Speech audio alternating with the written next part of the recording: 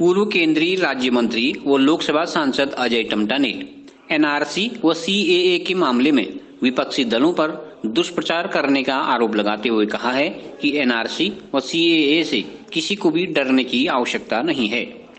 उन्होंने कहा कि प्रदेश की त्रिवेंद्र सरकार बेहतर कार्य कर रही है। साथ ही कहा कि 2022 के विधानसभा चुनाव में भारी बहुमत के साथ भारतीय जनता पार्टी सत्ता में वापसी करेगी। सांसद अजय टम्टा ने कहा कि वह प्रदेश अध्यक्ष की दौड़ में शामिल नहीं है। आज हमारे साथ हैं लोकसभा सांसद अजय टम्टा जी। हम उनसे जानेंगे कि प्रदेश और राष्ट्रीय स्तर पर जो मुद्दे हैं उन पर उनकी क्या राय है। सर, पहले तो सीसीएन न्यूज़ चैनल में आपका बहुत बहुत स्वागत है। जी, आपको बहुत बहुत धन्यवाद है। सर, एक चीज़ अभी देश भर में एक पहले सीएबी था, फिर सीए हुआ, फिर एनपीआर आ रहा है, फिर एनआरसी आ रहा है। एक बड़ी संशय और भ्रम की स्थिति बनी हुई है। हालांकि प्रधानमंत्री जी और हमारे गृहमंत्री जी ने स्पष्ट कर दिया कि ऐसी चिंता वाली बात नहीं, फिर भी एक संशय की स्थिति क्यों बनी है सर? किसी भी प्रकार की भ्रम की स्थिति नहीं है।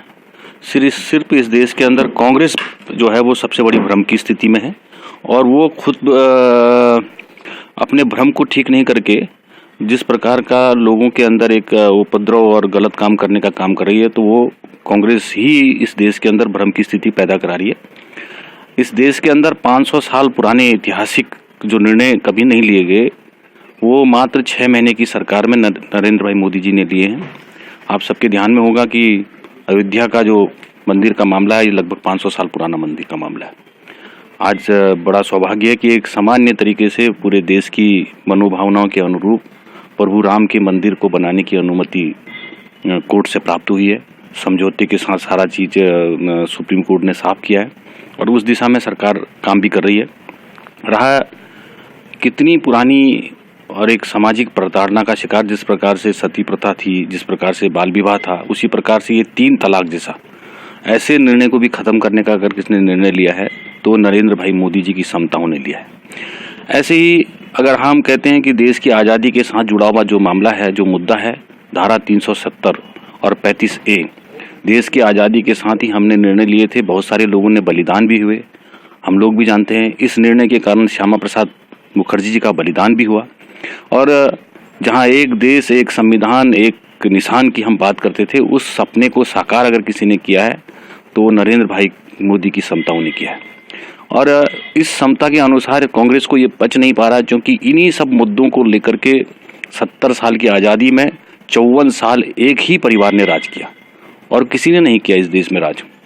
एक ही परिवार ने जब 54 साल राज किया तो उनको एक अचंभा सा हो रहा है कि ये नरेंद्र भाई मोदी ने 6 महीने में ऐसा कैसा करतब कर दिया है और इस करतब के कारण उनका जो नेता है या नेतृत्व है वो समता विहीन हो गया है। तो इसलिए देश के निर्णय को का रूप को बदलने का काम कांग्रेस कर रही है और सरकारी संपत्तियों को जलाने का और इस देश की शांति को खत्म करने का काम कर रही है। और कांग्रेस और जो और उसके भी जो दल हैं, उन दलों को मैं भी कहना चाहूँगा कि ये देश के लिए एक अच्छा स्वाभिमान मानिक निर्णय इस देश में लिए जा रहे हैं और देश को अगर हम विश्व गुरु की उपाधि में लाना चाहते हैं तो सबको मिलकर काम करना चाहिए। जी, एक सर संशय की स्थिति ये भी बनी हुई है एनआरसी के मुद्दे पर, जो गृहमंत्री जी तो ये कहते हैं, प्रधानमंत्री जी भी कह रहे हैं कि डिटेंशन सेंटर कहीं नहीं बन रहे हैं, लेकिन जबकि मीडिया में इस तरह की खबरें आ रही हैं कि बहुत सारे प्रदेशों में डिटेंशन सेंटर बनने, वही एक चिंता का कारण भी है।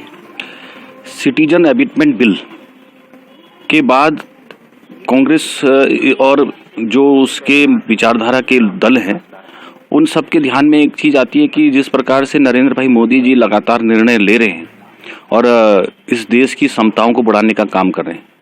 ये सिटीजन एबिटमेंट बिल कोई पहली बार नहीं है।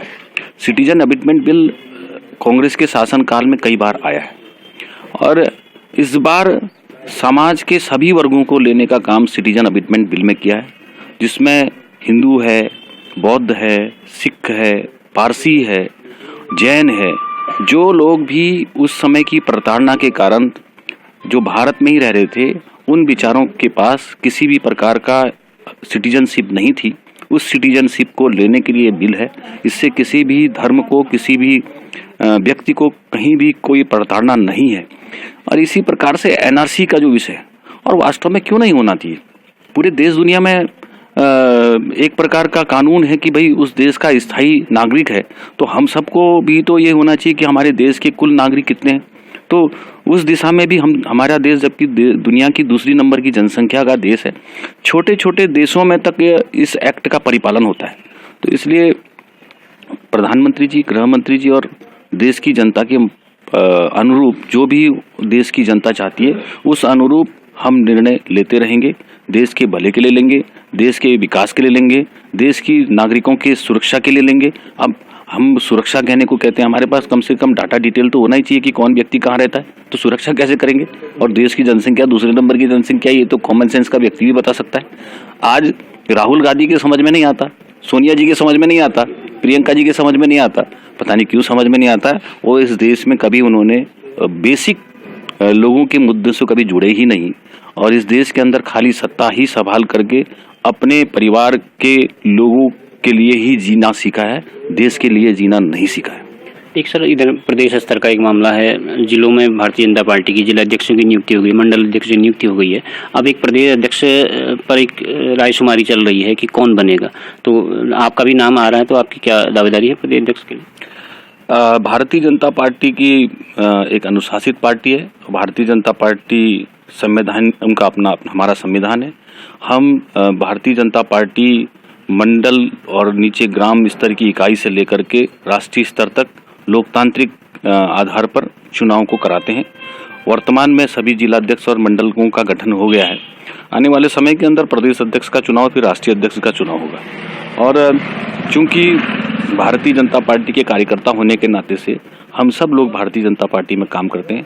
जब प्रदेश के अध्यक्ष का विषय आएगा तो उस विषय में लेकर के सभी लोग मिलजुल करके जो भी राय होगी और जो भी उसके प्रदेश अध्यक्ष चुनने वाले सदस्य होंगे, जो निर्णय लेंगे वही निर्णय सर्वमान्य होगा, सर्वोपरि होगा।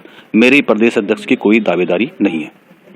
एक सर, अभी हाल के दिनों में झारखंड का चुनाव का परिणाम आया है, वहाँ पर बीजेपी सत्ता में वापस नहीं आ सकी, तो माना ये भी जा रहा था, एक समीक्षा में ये निकल के आ रहा था कि मुख्यमंत्री की अलोकप्रियता थी या उन चीज़ों को, मतलब संगठन सही तरीके से चीज़ों को आगे पहुँचा नहीं पाया, ज़मीनी स्तर पर पहुँचा नहीं पाया कार्यकर्ताओं तक, मतदाताओं तक। तो यहाँ भी इस तरह की एक बात उठ रही है कि मुख्यमंत्री जी की अलोकप्रियता है या विकास कार्य नहीं हो पा रहा, तो क्या इसमें सच्चाई है? आपको लगता है कि निकट भविष्य में हमारा 2022 में चुनाव होने वाला है?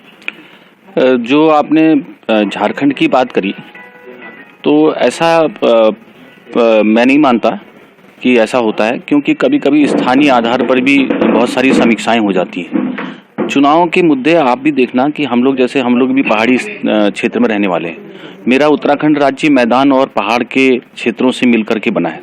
मैदान की समस्याएं भिन्न है, पहाड़ की समस्याएं भिन्न है, सीमाओं की समस्याएं भिन्न है, मगर उस क्षेत्र के अंदर जो भी नेतृत्व करता है, जब भी कोई राजनीतिक पार्टी चुनाव लड़ती है, खास तौर पर स्टेट में, राज्यों में, क्योंकि केंद्र के जब मुद्दे होते हैं तो फिर तो पूरा मोदी जी का जो विषय है या मोदी जी ने जो काम किए, देश की सरकार ने जो काम किए, उसके अनुसार निर्णय लेते हैं। कभी कभी राज्य की सरकार के साथ साथ सबसे बड़ा मुद्दा होता है कि वो जो व्यक्ति जहाँ पर चुनाव मैदान है, उस मैदान की वास्तविकता और वहाँ के लोगों का सोचना कैसा है। यही मैंने झारखंड में भी देखा, क्योंकि झारखंड, छत्तीसगढ़ और उत्तराखंड राज्य साथ बने हुए, और साथ बनने के कारण से हमारे क्षेत्र के लोगों की अपेक्षाएं भी उसी प्रकार से ज़्यादा रहती है। रहना भी जरूर आवश्यक है, क्योंकि राज्य बनने के साथ ही लोग सोचते हैं कि ये सारे डेवलपमेंट भी हो जाए, स्वास्थ्य भी हो जाए, शिक्षा भी हो जाए, सड़क भी हो जाए, मगर राज्य का अपना एक बजट होता है, उस बजट के अनुरूप ही काम कर सकते हैं। हमारे त्रिवेंद्र सिंह जी रावत जी अपने राज्य के बजट के अनुरूप बहुत बढ़िया काम कर रहे हैं। केंद्र सरकार ने जो 32% हम राज्य को पैसा देते थे, उसको 42% केंद्र सरकार ने किया है। क्योंकि हमारे राज्य की रिसोर्सेज नहीं है और कम रिसोर्सेज होने के कारण से थोड़ा हमको बहुत दिक्कत होती है, मगर हम लोग बड़े सौभाग्यशाली हैं कि केंद्र का भरपूर सहयोग हमको है। आज भारतमाला के माध्यम से चारधाल को रोडें बनती हैं, 70 साल की आज़ादी में पहली बार ट्रेन पहाड़ों में चलती है। तो ये सारे विषय को भी अगर हम देखें, तो अगर आज आप बात करें कि हम आज हर घर को पानी पहुंचाने की हमने काम किया है, हर घर तक गैस का कनेक्शन देने का काम किया है, हमने सारी सुरक्षाओं को देने का, सारी प्रकार की सुरक्षा, हर व्यक्ति सुरक्षित रहे, किसानों को सम्मान देने का काम किया है। केंद्र और राज्य सरकार की मिलकर के योजना है। आयुष्मान भारत में हमारे पास 22 लाख परिवार हैं। केंद्र सरकार सबको फीडेट नहीं कर सकता है, 2011 के फीडेट में जितने भी लोग हैं उनको सहयोग कर सकता है, मगर राज्य सरकार ने तो सारे परिवार ही ले लिए। तो कहाँ पर लोकप्रियता है? सारी लोकप्रियता ही लोकप्रियता है। ये तो सिर्फ विपक्ष के लोग चाहते हैं कि किसी प्रकार से लोगों के मन में दुर्भावना आए। मैं मेरे राज्य के अंदर मेरे प्रदेश सरकार अपने एजेंडे के अनुसार पूरा काम कर रही है। किसी भी प्रकार की कमी नहीं है। हम 2022 में भारतीय जनता पार्टी की सरकार 57 से अधिक विधायक लेकर के सरकार बनाएगी। एक आखिरी सवाल सर आपसे, अभी PMGSY में बताया जा रहा है कि केंद्र से अच्छा खासा बजट आता है, लेकिन PMGSY के सड़कों की निर्माण की जो प्रगति है वो उतनी तेजी से नहीं आ रही। कहाँ पर आप कमी मानते हैं? आपने बिल्कुल ठीक कहा कि केंद्र से पैसे की किसी भी प्रकार की कोई दिक्कत, चाहे वो नेशनल हाईवेज हैं, चाहे वो ऑल वेदर रोड है, चाहे भारतमाला है, चाहे जो राष्ट्रीय पेयजल मिशन के माध्यम से हम यहाँ पैसा दे रहे हैं, गंगा मिशन के माध्यम से दे रहे हैं, वैसे ही हम जो हमारा प्रधानमंत्री ग्राम सड़क योजना है उसके माध्यम से भरपूर बजट के साथ साथ CRF में भी हम पैसा दे रहे हैं। ये कल मैंने भी समीक्षा की है कि कल हमारी कुछ रोडें PMGSY की अधिकारियों के और कॉन्ट्रैक्टर की मिलीभगत के कारण से उनकी हालत अच्छी नहीं है, सही ग्रेड पे नहीं कटे हैं। कल मैंने DM को भी निर्देश दिए हैं कि कुछ सड़कों की जिन सड़कों में डेंजर जोन है, जिन सड़कों में लोग नहीं जा सकते, दुर्घटना होने की संभावना है, उनकी तत्काल जांच की जाए और तत्काल जांच करने के बाद उसमें कार्रवाई की जाए। और उसमें स्वयं मैं कार्रवाई करूंगा। इसलिए डिस्ट्रिक्ट मॉनिटरिंग कमेटी का अध्यक्ष होने के नाते से बहुत सारे अधिकार मेरे पास भी हैं और उन अधिकारियों को करते हुए हम उन अधिकारों का भरपूर उपयोग करेंगे जिसमें दुरुपयोग हुआ है जिन कामों में, और उनको किसी न किसी प्रकार से हम उन रोडों को भी ठीक करेंगे और जिन लोगों ने गड़बड़ की है उनके खिलाफ कार्रवाई करेंगे। थैंक यू सर, हमारे साथ जुड़ने के लिए बहुत बहुत धन्यवाद। बहुत बहुत धन्यवाद। तो आप थे हमारे साथ सांसद अजय टम्टा जी, जिन्होंने स्पष्ट कर दिया है कि CAA, NRC या NPA के मुद्दे पर वो बिल्कुल चुप बैठने वाले नहीं है और अफवाहों का मुंह तोड़ जवाब देंगे। CCN न्यूज़ के लिए मैं सुरेश पांडे।